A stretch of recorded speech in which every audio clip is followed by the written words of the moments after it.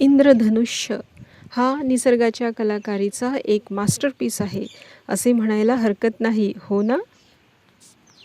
आश्चर्याची गोष्ट म्हणजे या पांढऱ्या सूर्यप्रकाशाचे रूपांतर चक्क 7 रंगांमध्ये होतो आणि ही मंत्रमुग्ध करणारी प्रक्रिया तेव्हा घडते जेव्हा आकाशात सूर्यप्रकाश आणि पाण्याचे थेंब दोन्ही हजर असतात.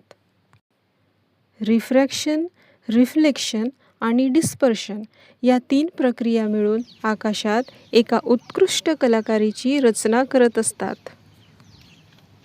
बरेचदा काय होतं ना, हलका पाऊस पडत असताना जेव्हा सूर्यप्रकाश पावसाच्या थेंबांवर पडतो तेव्हा हे पावसाचे थेंब एका छोट्या प्रिझमसारखे काम करते आणि हा पांढरा सूर्यप्रकाश हवेतून पाण्याच्या थेंबात प्रवेश करत असताना त्याची दिशा बदलते आणि तो मंदावतो आणि या प्रक्रियेमुळे प्रकाशाचे किरणे त्याच्या मूलभूत 7 रंगांमध्ये विभाजित होतात.